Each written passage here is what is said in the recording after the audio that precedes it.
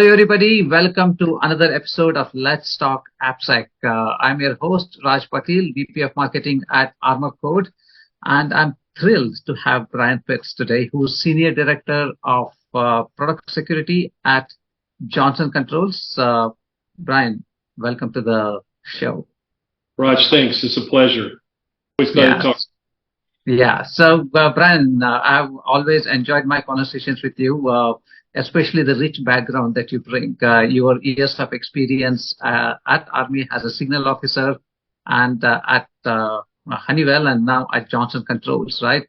So, as you described, take security of the operational technologies as opposed to the regular enterprise IT infrastructure, right? Like more of a OT background that you bring to the table. And I have always enjoyed your the way you synthesize and tell stories around that. And so I remember our conversations that we had at AppSecOps where we talked about the OODA model, right? We'll go into that a little bit, but before we go into the OODA model here, I'd like to hear your experience with the product security, right? How you ended up in product security, and so let's start there. Well, Raj, a lot of that came to fruition. My opportunity to move into operational technology security was really born out of my experience in the military, right? So as I grew up in the military, more and more of the technologies that we used were being connected to one another to make them more efficient, increase their awareness. So we took a lot of antiquated technology, figured out how to convert what was traditionally like a very serial interface, and then put it onto an IP network and then connect a bunch of these things together. And so we would do many things like we would put a radar on top of a hill, and normally you're like, the radar operator had to be co-located with the radar, on top of this hill. The weather's not great. You're like, wow, wouldn't it be great if we could leverage the cellular connection that existed and then just send the data over the cellular network? Well, that's such a transformational capability, so that now the actual radar is running almost by itself with little to no operational operator on site, right?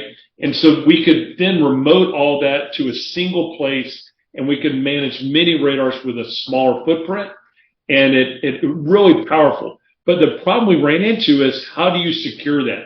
How do you take this data that's very sensitive and you don't want it to be used by anyone else, and you need to connect it? So that's where this whole construct of understanding how to employ best-in-class security to protect and enable these really well-deployed assets across a very wide battle space. So that's where my exposure came to light, and how to do that well, and then how to make sure you had redundancy and all that built into the platform. So that's where my product security experience started, out of a kind of a necessity to protect some of these assets that we were using on the battlefield. Got it. Yeah. So now the product security, in my mind, I think you are one of the early adopters or pioneers in this field. There is this awareness growing about the importance of securing the products that are out there, right? And with your work at Honeywell and now at Johnson Controls, I see with Johnson Controls you are at the forefront of securing some of these IoT technologies, OT IoT technologies, right? So how does that military experience then translate into the work now that you're doing here? Well, I mean, it's really not much different. The asset may be a multi-million-dollar radar in the military. Now it may be a $40 temperature sensor setting in a hospital.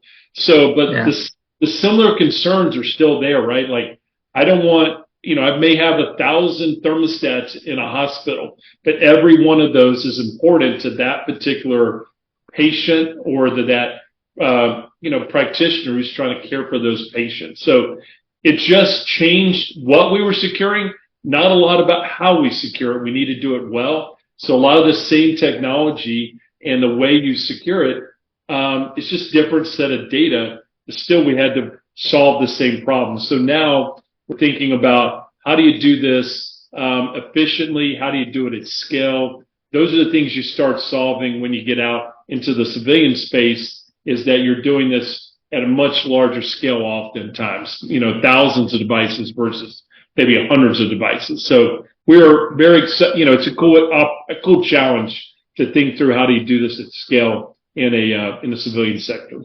Right. Yeah. I think you hit the nail on its head. I like that you're talking about scale now, right? Because that's the kind of challenges that we see several organizations, the enterprises that we talk to, deal with. So when we look at like now specifically at talking about scale now, one thing that we hear very often, Brian, is that just the enormous amount of noise that comes at the application security leaders. It's either the proliferation of assets, in your case, it's products, right? Or it could be the just overwhelming amount of alerts and vulnerabilities that come at them, right? So how do you deal with this kind of complexity and do it at scale? Yeah, so this is one of the things it's not a problem unique to product security. It's a common problem that a lot of us ran into when I was in the military about how do you make decisions with such a vast amount of data. And there's a very helpful decision-making framework that I learned about in the military, and it's proved to be very helpful as I work in product security to say, how do you look at everything that's going on, make good decisions, and then make sure that those actions are followed through on. And that term that we call is a program called OODA, and it stands for Observe, Orient, Decide, and Act. And it's a really great way to try to bring some rigor to how to look at the environment and make good decisions with the amount of data that you have. So I'm happy to kind of talk through that. But that was really a big aha when I came out of the military to see, man, this is very applicable to so many of the same problems that we have in the civilian sector at Honeywell and at Johnson Controls. Yeah, so I'd love to hear more. If you can explain for our audience here on what you learned at OODA, how that framework now that fits into the product security. Yeah, so when you think about it, it's really like 4 key phases that you want to look at, right? So the first thing you want to do is you want to be able to observe the environment. And so whatever you're working in, product security particularly for us, is you need to have the appropriate data coming to you so you can make decisions, right? So think about if you're standing on a hilltop and you're trying to see what's going on out in front of you, you might use binoculars. You might use an overhead sensor like a drone.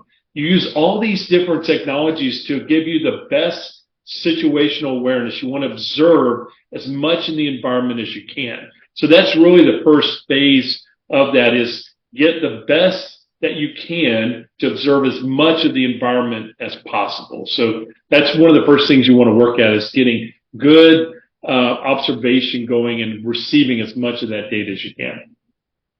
Okay, that's the observe. How about the orient? Now you need to orient based on, right? Yeah. So now you have all this data coming in. So now you're like, wow, I've got tons of information coming in. And now you need to give it context, right? So you need to understand, like, well, this particular information came in from a particular sensor that gives me a high level of reliability, whereas this sensor is not as reliable, right? So I need to be able to take that and essentially fuse it into a single artifact for me to look at. So if I'm looking at something from over top with like a drone, and then I'm seeing something from the ground level, I need a tool that helps me correlate those together, right? That's super important. It really creates an integrated picture for you. And so in product security, that's really important, right?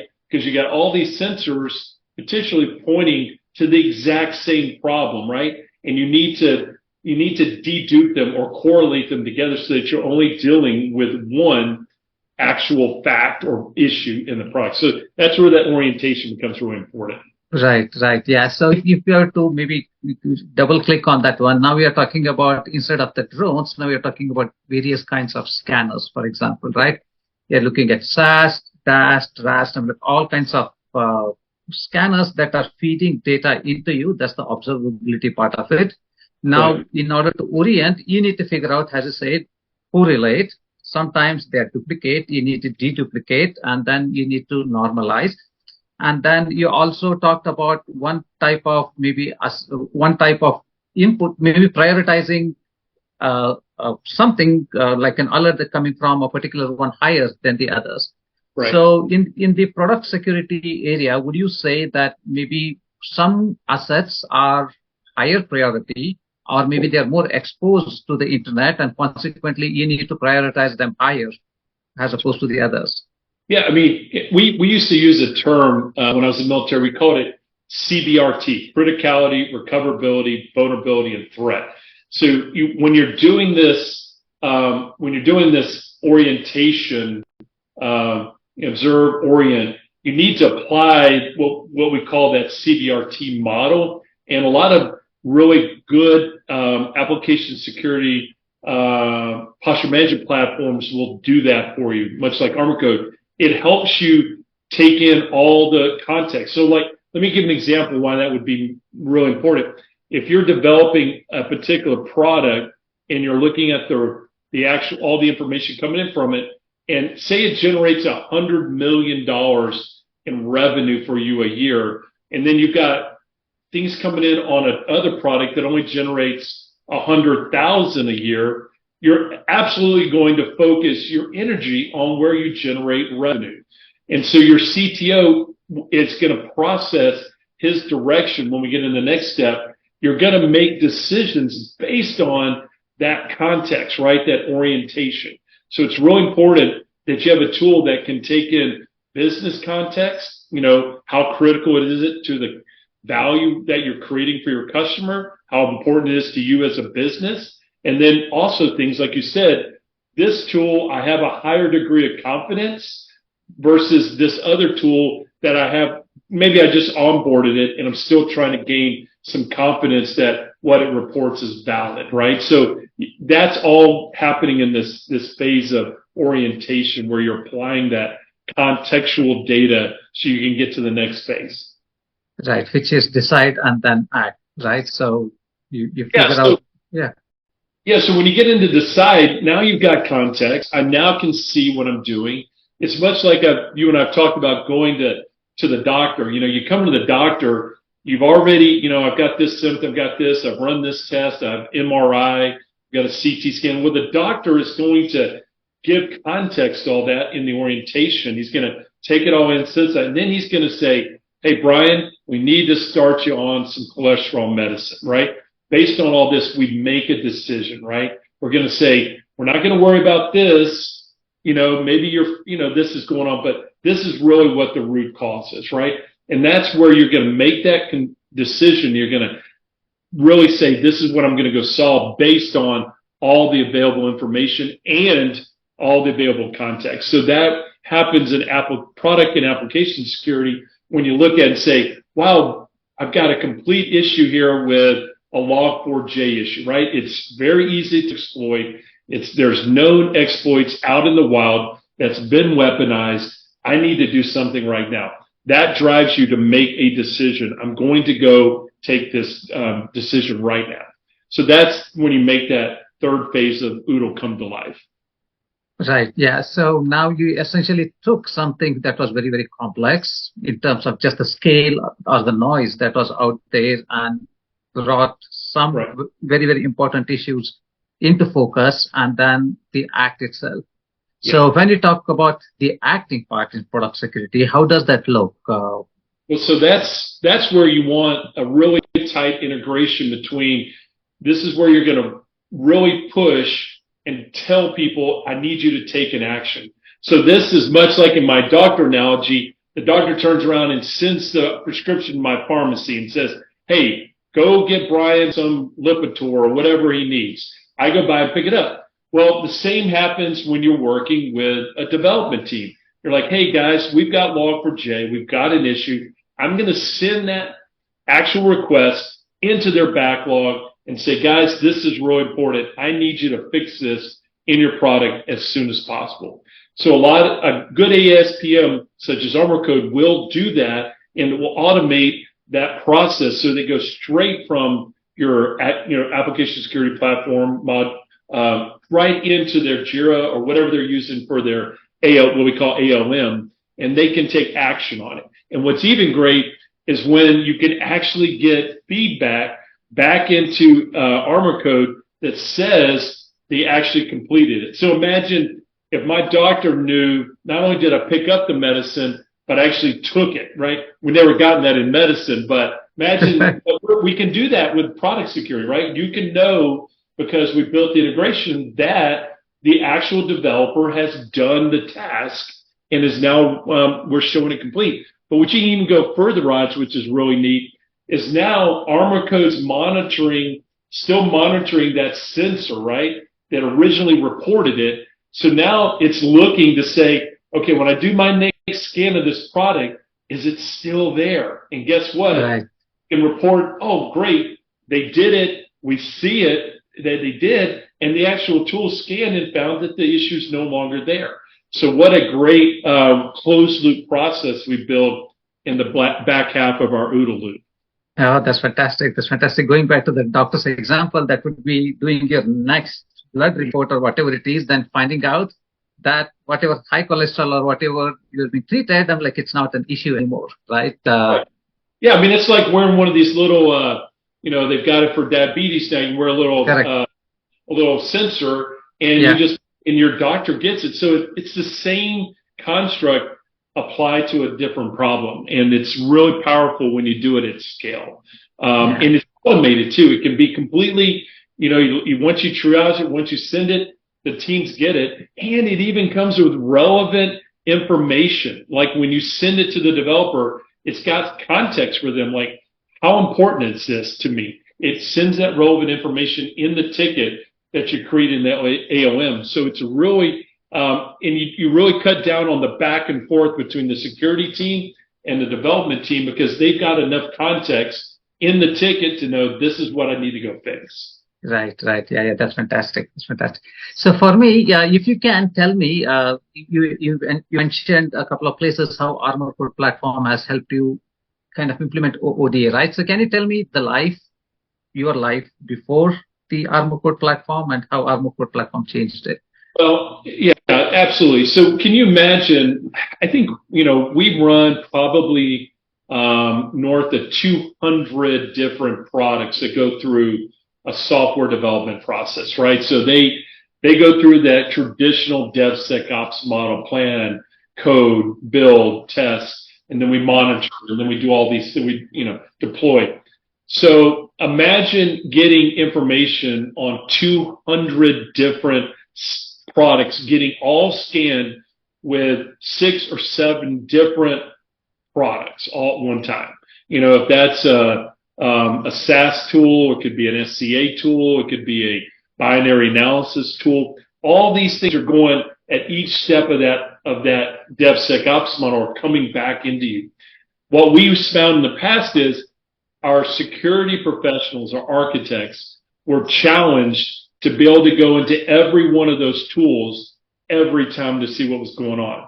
And then there wasn't a correlation. Like if we're in GitHub and we're using CodeQL, one product might have 20 different repositories associated with that particular product, right? So you would go in and you would say, okay, I did the scan for this repo, but there's 10 or 20 other repos that I also have to look at because guess what? Those same repos are part of the final build that goes into this product, right?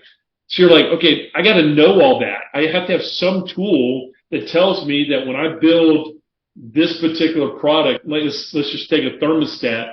If I build the software to run that thermostat, I got to know exactly which repos are used to build the software for that runs that thermostat. Well, we always struggle to know that, right? Like, okay, did developers change it? Did they use a different repo? Did they combine?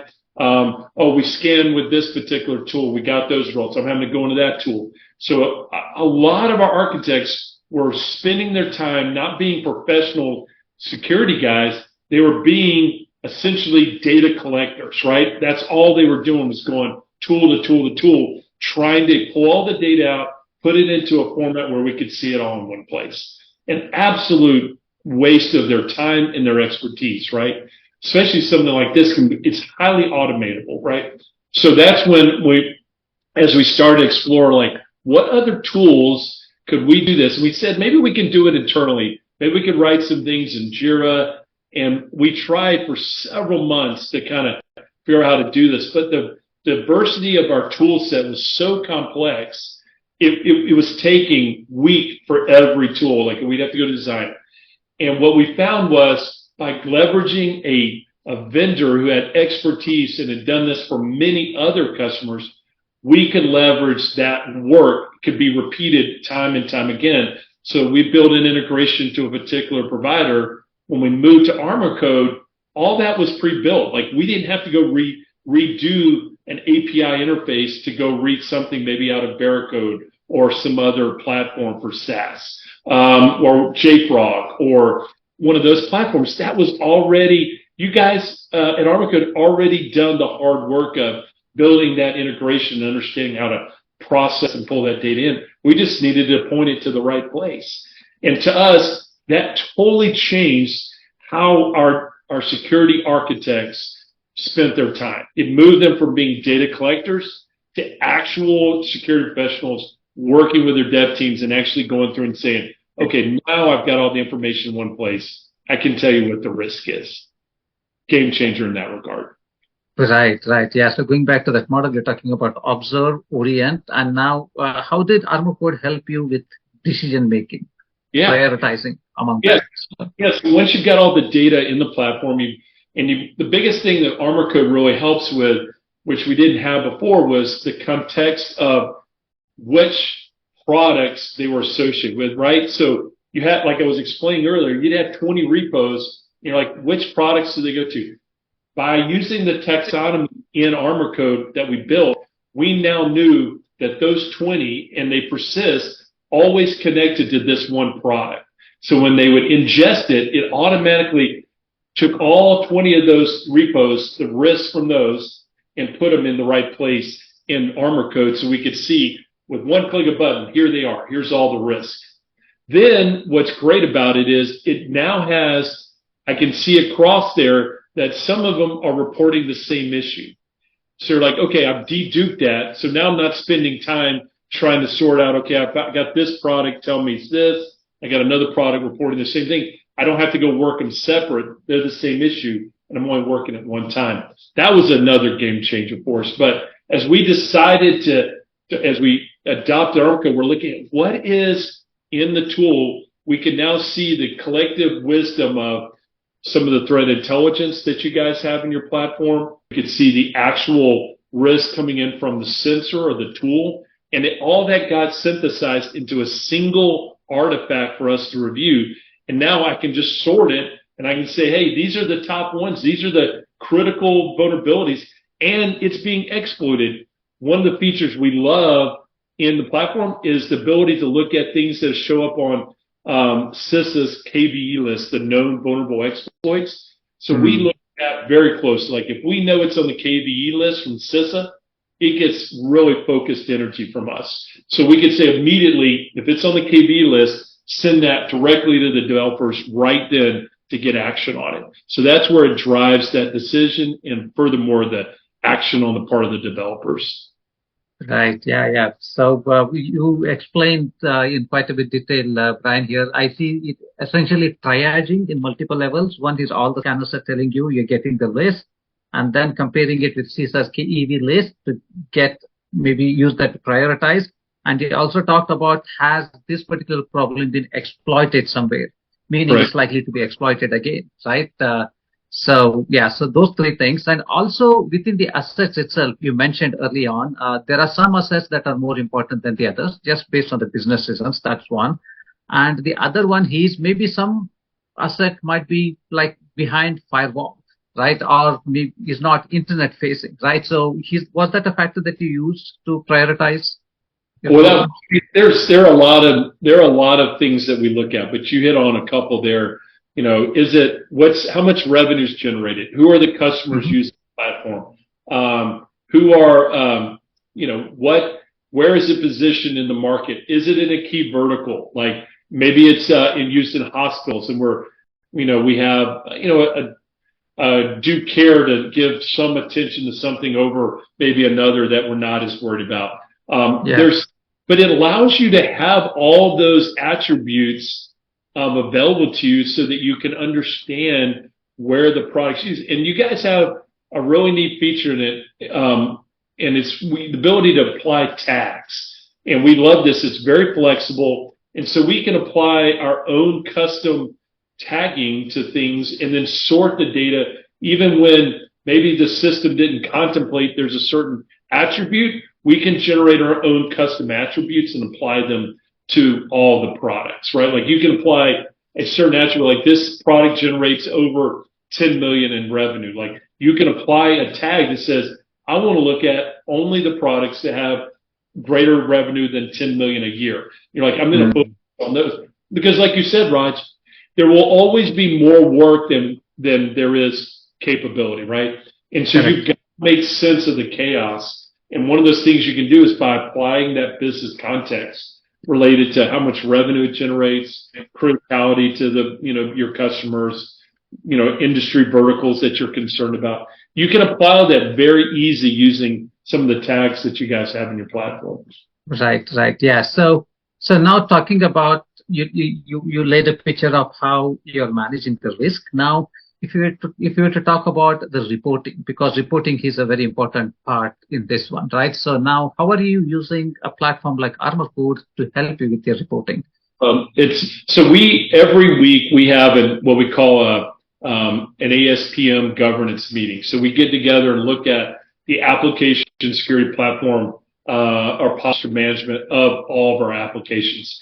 And we go through, and you guys have a really nice dashboard that we leverage that lets us look across all of our business units, and it gives us a summary of the risk. And what we go through first and we do is we look at any open vulnerabilities that have come, or we actually call them findings is the right word to use, any open findings. And we make sure that our team is dispositioning those in the time that we want, right? So we're like, hey, our goal is we want to look at any open security findings within 3 days. Then maybe we want to say, once we get it into out of an open state, we've validated that is it a false positive or is it valid? Like, hey, we need to take action here. Then it goes into our SOA matrix, like based on how fast we need to, is this customer facing, is it internal? It gets broken into several different categories with your custom SOA matrix. And I can say, hey, I'm going to apply a particular SOA. So we use that to judge how each week, how we're doing against executing on looking at those new vulnerabilities. And we look at how the dev teams are doing on executing on closing those security findings based on the prescribed SOA in the tool. So we use that meeting to go through all those and see how we're doing. Got it, got it. And also, that's at the team level. If you report back to your seniors, for example, on showing what's the ROI of the security investments that they are doing. Well, yeah. So ROI is always an interesting problem that we try to explain to our security professionals, right? Our business professionals, right? So oftentimes trying to clearly articulate how much savings we have from this is not easy. But one of the things that we really strive for here is explaining that not having a very straightforward way to make decisions using OODA loop. We only send the things to the devs that are the most important. So what you don't want to do is inundate a bunch of developers. They're your key asset, right? That's what's delivering value in the product because they're going to give you the new features that are going to earn you new customers. You don't want to waste any of their time you want to maximize their time for development. So the tools like ArmorCode let you get only the things that are most critical for them to do. It lets you screen all that out and optimize the amount of time they spend by giving them very relevant, actionable data to go do. So that's the biggest thing that ArmorCode does for us on showing the ROI of the product is making sure that when things get to the developer, it's been looked at, it's been prioritized, and it's something we need to go fix. And then that protects our customers, right? And that's ultimately what we're here about is we want to close those security findings as fast as we can to protect our customers. The reputational risk is tremendous if you don't do a good job of that. And protecting your reputation is what the game's about in security. Yeah, that's fantastic. So, I mean, you articulated it very well, Brian. Like just talking about protecting the developers from undue or not so relevant issues for them to be fixed, because they are the ones who are delivering revenue generating features for a business, right?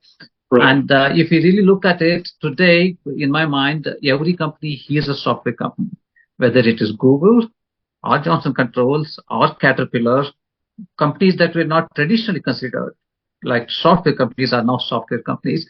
They rely on software for generating this one, right? So to get the maximum bang for that buck for the investment that they are doing, at the same time making it securely. Ship fast, but ship it securely as well. I think that's what I heard. Yeah. Yeah. So, Brian, it's been a pleasure talking to you.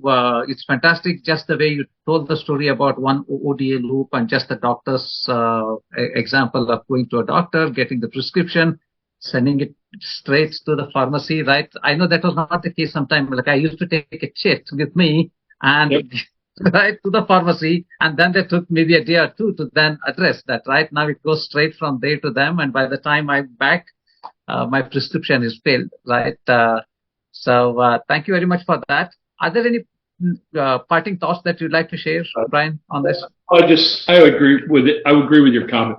We've got so much more that we could do in this space, and we're excited to have people looking hard to solve.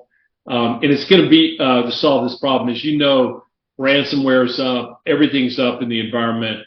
This job's not getting easier; it's getting harder. But with tools like ArmorCode, it gives us one more leg up in the fight to protect ourselves and our customers from threats. So really appreciate the opportunity to come talk about what we've learned.